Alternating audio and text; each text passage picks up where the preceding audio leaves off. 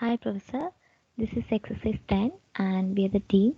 Our group members are Devi, Gopika, David, Priyanka, and Saurabh. So, moving to next slide. Mm, for this question, we were given with a TED talk.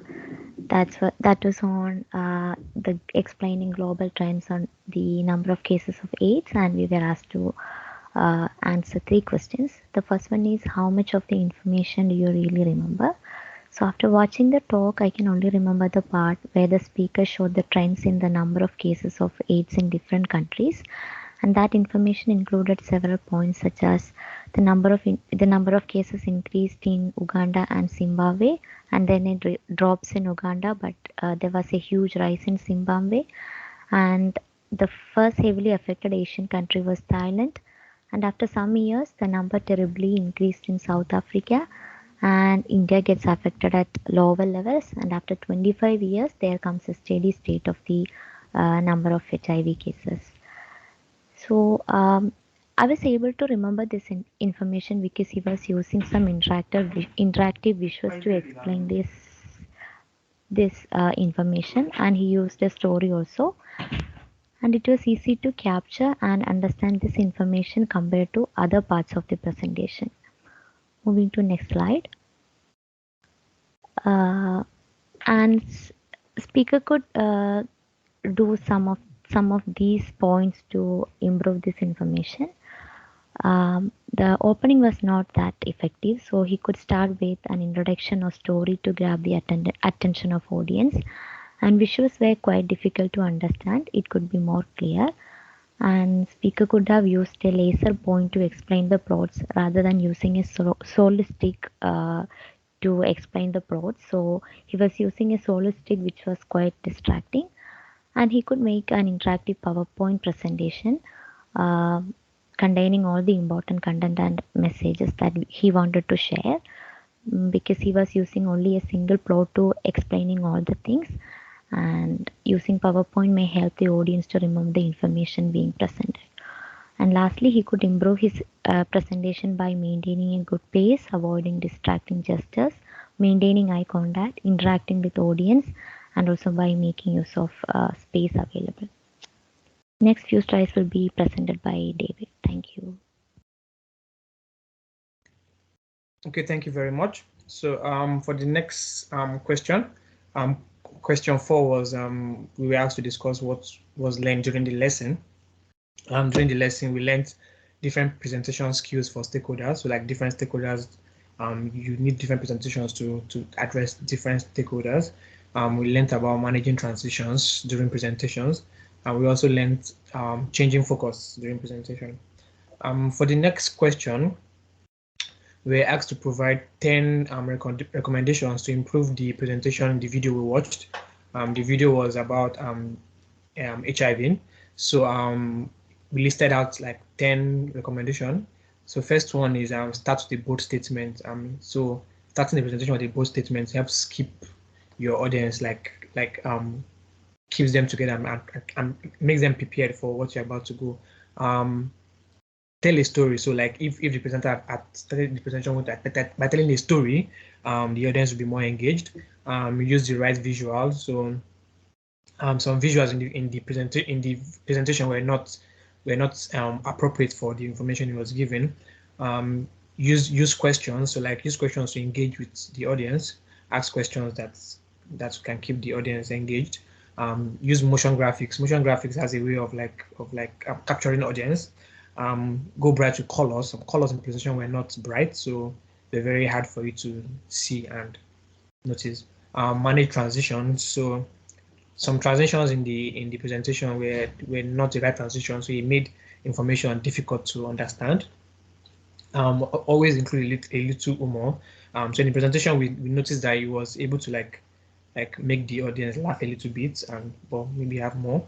Avoid distraction. So there are like too many distractions in the presentation, from the presenter getting a rod to analyze the screen and always she going up and down on the stage, so like distraction.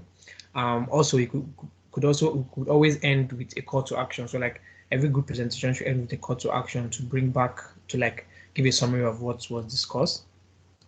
Moving on to the next slide.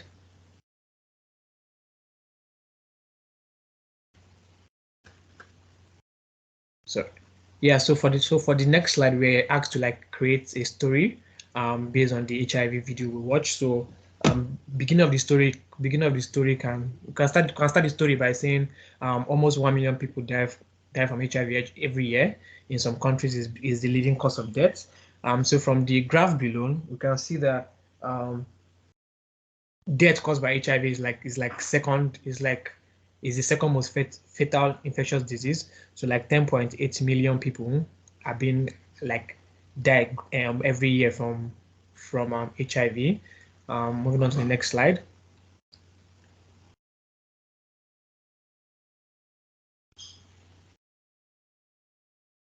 Yeah, so on the next slide, we can talk about like HIV/AIDS is one of the world's most fatal infectious disease, particularly across sub-Saharan Africa. So from the line graph below, we can see that the South African countries like South Africa, Namibia, and Zimbabwe have like, so Zimbabwe has like over 50% chances of 50% chance of HIV/AIDS impact, followed by South Africa and Zimbabwe. Like you can see the high rise in Zimbabwe and high rise in Namibia and South Africa. But for the United States and other world, you can see them they're just below 0%. So it tells us that HIV/AIDS is more affects more people from the sub-Saharan Africa. Moving on to the next slide. So for the next slide, there have been different ways to tackle the HIV. So we can see that since 2016, WHO has recommended that all people living with HIV be provided with lifelong ART. So this includes children, adolescents, adults, and pregnant and breastfeeding women, regardless of clinical status or CD4 cell count. And because of this, by June 2021, 187 countries had already adopted this recommendation. So 99% of all people living with HIV globally, 99% of all people living with HIV globally has been treated because of the initiative raised by WHO. And also we can end by saying globally 28.2 million people living with HIV were receiving ART in 2021. So 28.2 million people living with HIV in 2021 we already started receiving treatment due to the initiative raised by WHO. So that is how we ended our story. That's how we ended our HIV storyboarding. So moving on to the next slide, I'm going to hand over to my next colleague to take over. Thank you. Thank you, David. Moving to scenario 2, question 1. So we were asked about the difference between doodle and abstraction. So doodle is an incredibly powerful tool to make spontaneous marks to help people or yourself to think. As a child, we start doodling and we doodle all the time. Abstraction is a process of taking away or removing characteristics from visuals in order to reduce it to set of the essential characteristics, basically extracting the important information and providing that in the form of abstract. Second question was type of information is shared or not shared through doodles. So basically doodling should be used when we want people to think and get connected to the problem. Doodling has become popular considering the claimed cognitive benefit it accompanies. Doodling encourages people to think and come up with innovative ideas and introduce newness. And doodling should not be used to share facts or make comparisons. The best kind of information to share with doodles is businesses that heavily rely on innovation can make use of doodling to large extent to encourage unique ideas. Because we as a child always grow with doodling and try to learn from doodling our ways. Businesses can render new meaning to their vision statements through doodling. Graphically representing vision statement will help employees to remember the company's goal. Through doodling, one gets to have out of box ideas to solve problems, and more complex tasks can be conveniently amplified into similar ones through doodling. Thank you very much. Next task will be represented by Devi. So the next slide will be talking about millions of UK workers at risk of being replaced by robot.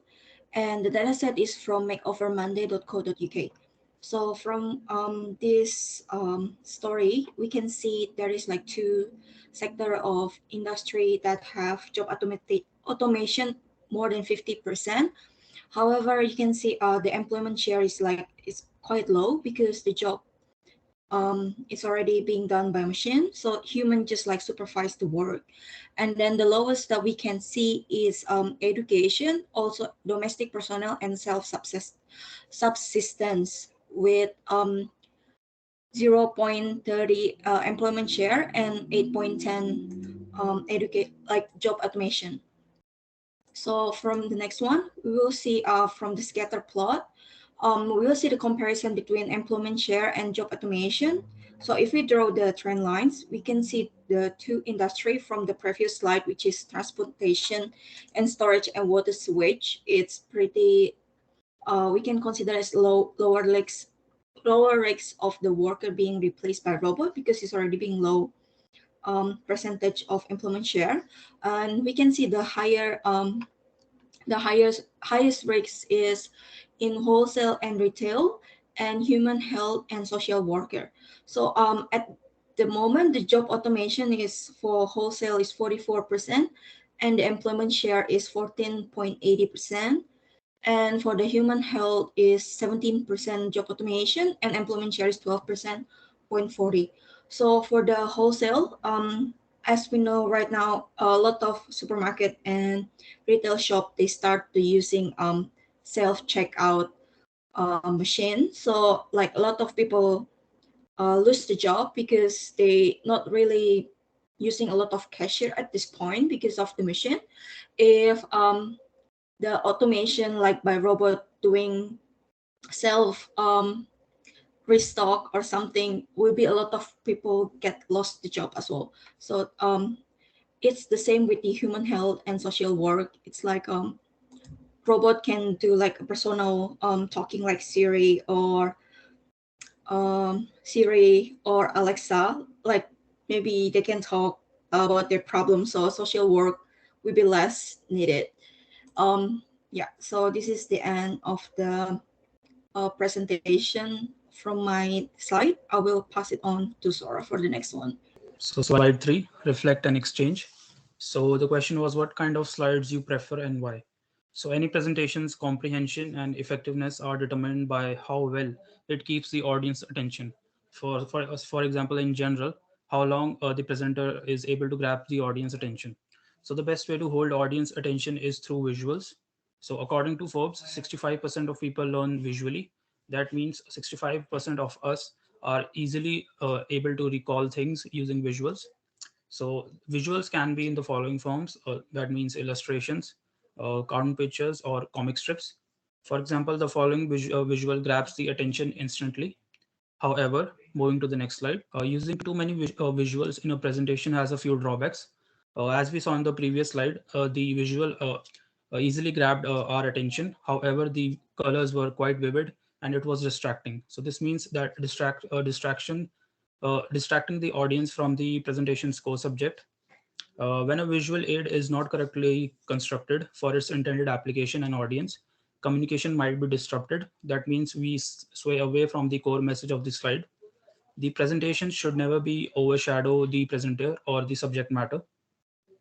Now, additional to visuals, there are a few other strategies to use in slides. So abstraction over visuals. The abstraction can be implemented using the 4 steps. Removing any unnecessary text or numbers. Using at most 6 objects that are either lines or geometric shapes. Unless there is a requirement for contrast, stick to one color or reduce the amount of color and contrast. So on that note, we would like to end the presentation. Thank you so much.